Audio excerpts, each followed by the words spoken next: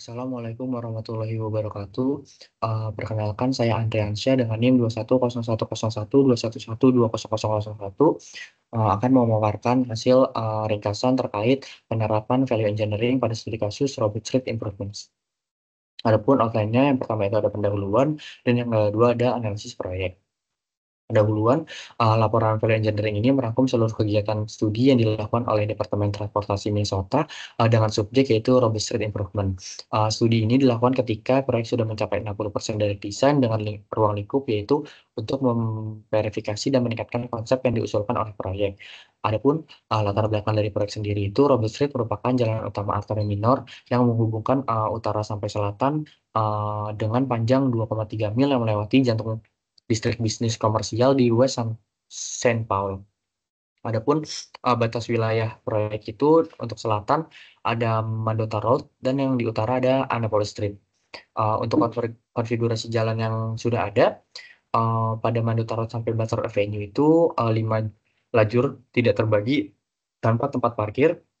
Lalu untuk Butler Avenue sampai Annapolis Street itu 3 lajur tidak terbagi dengan tempat parkir di, 2 sisi jalan. Di sepanjang koridornya, tepatnya di 2/3 arah selatan, banyak jalan dari dua sisi jalan, dan jaraknya hanya 50 kaki, sehingga pada jalan tersebut, tingkat kecelakaannya di atas rata-rata. Lalu berikut merupakan potongan melintang dari Robert Street. Adapun tujuan proyeknya, yaitu untuk merekonstruksi jalan sehingga dapat meningkatkan keselamatan, mobilisasi, serta menyediakan akomodasi untuk memenuhi standar American with Disabilities Act. Adapun rencana proyeknya ada 4, yang pertama itu infrastruktur, keamanan, estetika, dan transit. Infrastruktur infrastruktur dilakukan pengupasan atau pelapisan ulang permukaan perkerasan aspal, mengganti trotoar beton yang sudah rusak, mengganti saluran pembuangan air hujan, peningkatan saluran pembuangan sanitasi, dan saluran air utama. Yang kedua ada keamanan, yaitu dengan penambahan median yang ditinggikan di sepanjang jalur putar tengah, menyediakan kapasitas tambahan di setiap arah bagian utara Robert Street, dan yang terakhir ada peningkatan persimpangan, yaitu dengan pelebaran radius, peningkatan sinyal lalu lintas, dan penambahan jalur putar khusus. Lalu yang ketiga ada estetika, yang pertama ada mengganti lampu penerangan jalan yang lebih efisien dan estetik. Yang kedua ada menambahkan elemen hijau seperti pepohonan dan elemen lanskap pada koridor jalan. Yang keempat ada transit, yaitu, memastikan desain dapat mengakomodasi rencana pembangunan jalur mobil dan bus yang akan dibangun pada sisi luar jalur perjalanan. Adapun kendala proyeknya, yang pertama itu ada rumija selebar 80 kaki, proyek ini harus diselesaikan pada April 2014. Yang ketiga ada mempertahankan 2 lajur satu arah di Robert Street, pada saat, masa konstruksi, serta alternatif untuk jalan lainnya. Lalu selama masa konstruksi harus mempertahankan akses untuk bisnis dan akses untuk putar balik bisnis. Yang kelima ada mempertahankan jalan bypass untuk putar balik dan akses putar balik bis. Yang terakhir ada mempertahankan jalur pejalan kaki. Analisis proyek. Yang pertama itu ada model biaya. Model biaya ini disusun untuk mengidentifikasi elemen konstruksi utama dan persen dari total biaya proyek untuk item, biaya yang, signifikan. Seperti lihat pada gambar, rekonstruksi jalan raya dan lanskap jalan raya, termasuk penerangan ini mencakup lebih dari 50% biaya proyek. Atribut kinerja. Yang pertama ada mainline operation, merupakan penilaian operasi lalu lintas, dan tingkat keamanan dengan batasan project. Yang kedua itu ada local operation, yaitu penilaian operasi lalu lintas dan tingkat keamanan dari infrastruktur jalan lokal. Yang ketiga itu ada maintainability, penilaian pemeliharaan jangka panjang dari fasilitas transportasi. Yang keempat ada construction impact, yaitu penilaian dari dampak sementara ketika konstruksi pada publik, lingkungan, dan, masyarakat. Yang selanjutnya ada environment impact, itu penilaian dari dampak lingkungan secara permanen, dan yang terakhir ada project schedule, penilaian proyek dari waktu yang diukur terhadap waktu studi value engineering, sampai selesai masa konstruksi. Eee, Atribut, kinerja ini yang sudah ditinjau, digunakan untuk, mengidentifikasi, evaluasi, dan, ide dokumen, serta rekomendasi sebuah proyek. Lalu matriks atribut kinerja, yaitu digunakan untuk menentukan kepentingan relatif dari kinerja atribut individu proyek, dengan mengevaluasi kepentingan relatif dari kinerja atribut individu yang digunakan untuk, mengevaluasi ide-ide yang ada yang kreatif. Atribut ini akan dibandingkan secara berpasangan, lalu atribut dimasukkan ke dalam matriks untuk setiap pasangannya dan didiskusikan, oleh tim value engineering. Lalu, setelah itu dihitung setelah menormalkan skor, dengan menambahkan 1 poin ke setiap atribut dan persentase kemudian dihitung, dan bila, dijumlahkan akan, menjadi 100%. Lalu analisis fungsional ini dibuat berdasarkan elemen dari cost model dengan biaya yang ditampilkan adalah biaya asli dari perkiraan. Lalu elemen tersebut akan diubah menjadi fungsi yang dinyatakan dengan pernyataan kata kerja dan kata benda untuk mengurangi kebutuhan proyek tingkat mendasar. Adapun fungsi utamanya, yang pertama itu ada mengurangi konflik, mengurangi tabrakan, mengurangi cita koridor, mengurangi kemacetan, meningkatkan mobilitas, mengurangi biaya pemeliharaan, serta meningkatkan vitalitas ekonomi. Selanjutnya ada diagram FAST atau The Functional Analysis System Technique, yaitu, diagram yang disusun, dengan menyusun fungsi-fungsi, dalam urutan yang logis. Dilihat pada gambar, jika, dibaca dari kiri ke kanan, maka akan menjawab, pertanyaan bagaimana, sedangkan, jika dibaca dari kanan ke kiri akan menjawab, pertanyaan mengapa. Lalu, diagram phase untuk, proyek ini, menunjukkan bahwa peningkatan operasi arus utama, dan peningkatan operasi lokal, sebagai fungsi dasar proyek. Lalu fungsi utama yang kedua yaitu, termasuk menjaga lalu lintas dan relokasi utilitas. Lalu hal ini memberikan tim value engineering pemahaman tentang alasan desain proyek dan apa saja yang perlu dipertimbangkan, fungsi yang dapat menawarkan peluang terbaik untuk, peningkatan biaya atau kinerja. Lalu ada spekulasi, selama fase spekulasi tim value engineering melakukan brainstorming ide-ide terkait bagaimana cara melakukan, fungsi. Lalu ide ini didasarkan pada informasi yang tersedia yang diberikan kepada tim FE, di waktu penelitian dengan mempertimbangkan kendala dan keputusan pengendalian yang ada diberikan kepada, tim value engineering. Ide tersebut, sesuai dengan masing-masing fungsi yang sedang dipertimbangkan, ada 4. Yang pertama, ada fungsi menjaga lalu lintas melalui koridor, dengan ide, sebagai berikut.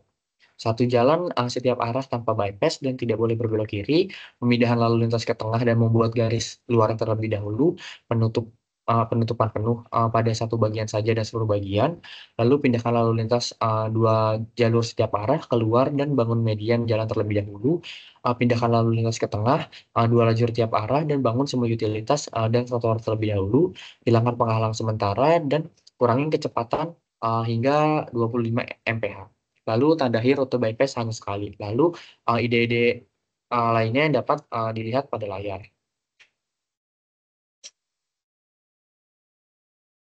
Lalu selanjutnya ada fungsi menjaga lalu lintas ke tempat usaha. Yang pertama itu ada mempertahankan 2 lajur dalam 1 arah tanpa belok kiri dan berikan, garis depan dan berlawanan dengan arah bisnis untuk memberikan akses. Yang kedua ada hubungi individu penyandang disabilitas untuk mengidentifikasi kebutuhan mereka, dan yang terakhir ada meminta kontraktor mengadakan pertemuan atau meeting pada Senin pagi dengan perusahaan.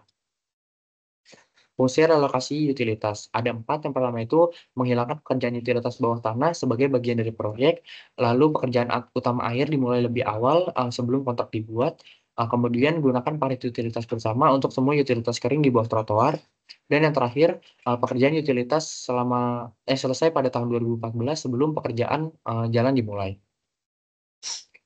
Lalu fungsi meningkatkan kemampuan konstruksi. Yang pertama, perluasan jalur kanan hingga 100 kaki. Yang kedua, gunakan penutup jalan penuh. Yang ketiga, penutupan jalan samping selama konstruksi. Yang keempat, gunakan kotak terpisah untuk merelokasi utilitas. Yang kelima, mempersingkat proses persetujuan untuk memulai konstruksi lebih awal pada tahun 2014.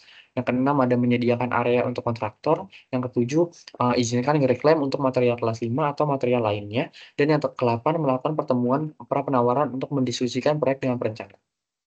Lalu, evaluasi. Evaluasi dilakukan dengan mempertimbangkan berbagai kendala dan beberapa faktor, dalam pengambilan keputusan, serta mempertimbangkan kelebihan dan kekurangannya. Setiap ide yang muncul itu kemudian dievaluasi, dan, tim FE memberikan peringkat, pada keseluruhan ide, yaitu dengan nilai 0 sampai dengan 5.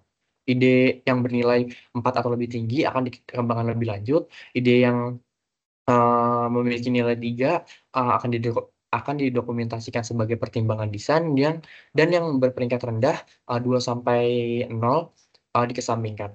Namun, tim FE harus memberikan deskripsi singkat dan pembenaran pada peringkat rendah. Lalu hasil evaluasi yang pertama untuk fungsi menjaga lalu lintas melalui koridor, dari 17 ide yang ada, terdapat 7 ide yang akan dicabut dari pertimbangan karena memiliki nilai kurang dari 2, kurang dari sama dengan 2. Lalu terdapat 5 ide yang memiliki nilai 3 yang mana akan diteruskan sebagai perkembangan desain, dan terdapat 4 ide yang memiliki nilai lebih dari 3 yang mana akan diajukan sebagai rekomendasi. Lalu terdapat 1 ide yang akan tetap dijalankan sesuai dengan rencana. Lalu fungsi menjaga lalu lintas ke bisnis. Dari 3 ide yang muncul, terdapat 1 ide yang mendapatkan nilai kurang dari 3, yang mana akan dicabut dari pertimbangan. Lalu terdapat 1 ide yang memiliki nilai lebih dari 3 yang mana akan diajukan sebagai rekomendasi, dan terdapat 1 ide yang akan tetap dijalankan sesuai dengan rencana awal. Lalu fungsi relokasi utilitas dari 4 ide itu, dapat dilihat bahwa terdapat 1 ide, yang akan dicabut dari pertimbangan, terdapat, 1 ide yang akan diteruskan sebagai perkembangan desain, dan terdapat 2 ide yang akan diajukan sebagai rekomendasi. Lalu yang terakhir, fungsi meningkatkan konstruktivitas, dari 8 ide yang muncul, terdapat 3 ide yang akan dicabut pertimbangannya, terdapat 3 ide yang akan diteruskan sebagai perkembangan desain, dan terdapat 2 ide yang memiliki nilai lebih dari 3 yang mana akan diajukan sebagai rekomendasi. Lalu rekomendasi. Rekomendasi ini, dibuat selama tim, melakukan studi value engineering. Setiap rekomendasi ini terdiri dari ringkasan baseline, deskripsi rekomendasi, daftar kelebihan dan kekurangan, dan narasi singkat yang mencakup justifikasi, sketsa, foto, asumsi, dan perhitungan yang jika memungkinkan, yang dikembangkan oleh tim value engineering. Ukuran kinerja dihitung berdasarkan peringkat, pada skala 1 sampai 10, keseluruhan proyek terhadap masing-masing kriteria tertimbang untuk sampai pada skor total, yaitu dengan menghitung peringkat dikali bobot. Dan untuk semua kriteria, ditambahkan secara bersama-sama. Perbedaan antara rekomendasi dan baseline ini dinyatakan sebagai persentase. Berikut merupakan ringkasan, rekomendasi. Yang pertama, menggunakan barel lalu lintas, akan menghemat biaya sebesar $0,2 juta, dan, menghemat jadwal sampai 2 minggu dengan kinerjanya 9%. Rapat mingguan, kinerjanya 3%, relokasi utilitas terlebih dahulu, terjadi penghematan jadwal 6 bulan dengan kinerja sebesar 11%. Lalu mitigasi risiko kontrak utilitas terpisah, memiliki kinerja 9%, kontrak inovatif, akan terjadi penghematan jadwal selama 6 bulan dengan kinerja 11%, maka, jika ditotal, terdapat penghematan biaya sebesar $0,2 juta. Hasil rekomendasi penggunaan barel lalu lintas, yaitu mengganti penghalang beton sementara dengan barel lalu lintas, untuk memisahkan lalu lintas dari zona kerja dan untuk menggambarkan akses bisnis. Rekomendasi ini mengurangi dampak konstruksi serta, dapat diterima, dan dapat dengan mudah diimplementasikan dalam rencana akhir desain. Rekomendasi ini juga, dapat melakukan penghematan biaya sebesar $0,2 juta, dari rencana awal. Lalu rapat mingguan, rapat kontraktor atau pemilik bisnis. Kontraktor ini akan menunjuk seseorang yang kemungkinan besar, mandor atau pengawas untuk mengadakan pertemuan mingguan secara rutin dengan owner agar jelas mengenai, apa yang dikerjakan apakah sesuai progres atau tidak. Rekomendasi ini dapat diterima dan akan menjadi bagian dari persyaratan atau spesifikasi proyek. Selanjutnya ada relokasi utilitas terlebih dahulu, yaitu mengembangkan urutan perintah kerja atau urutan pertama dari ketentuan kontrak kerja yang membutuhkan pekerjaan menyelesaikan instalasi air pekerjaan utama bersama dengan pipa saluran pembuangan sanitasi yang diusulkan, dan penggantian lubang got sebelum dimulai pekerjaan jalan. Rekomendasi ini dapat mengurangi dampak konstruksi dan akan mengurangi durasi kontrak secara keseluruhan. Lalu mitigasi risiko kontrak utilitas terpisah, jika akuisisi daerah milik jalan tertunda, maka iklankan dan biarkan proyek konstruksi terpisah secara khusus untuk pemasangan saluran air utama yang terkait dengan proyek, Robin Street Improvements. Rekomendasi ini merupakan strategi respon terhadap risiko bahwa daerah milik jalan tidak akan diakuisisi oleh proyek, sampai bulan April 2014, dan bahwa proyek akan ditunda sampai sertifikasi tanah milik jalan disetujui oleh FAWA. Rekomendasi ini akan meringankan dampak konstruksi dan meringankan risiko proyek yang teridentifikasi. Dan yang terakhir ada kontrak inovatif, kota akan, setuju untuk mengeksplorasi metode penawaran alternatif, yaitu penawaran A+B, konsep teknis alternatif, insentif atau disinsentif, Lalu mereka akan mencari arahan, MNDOT pada panduan tentang item ini dan untuk bahasa kontrak standar yang harus dimasukkan ke dalam dokumen penawaran untuk metode kontrak yang dipilih. Lalu, kota akan menyarankan, agar pertemuan dijadwalkan dengan MNDOT Construction Service untuk lebih mengeksplorasi manfaat dari penerapan opsi-opsi penawaran alternatif. Rekomendasi ini akan mengurangi dampak konstruksi serta mengurangi durasi proyek secara keseluruhan. Mungkin sekian presentasi dari saya, kurang lebihnya mohon maaf. Wassalamualaikum warahmatullahi wabarakatuh.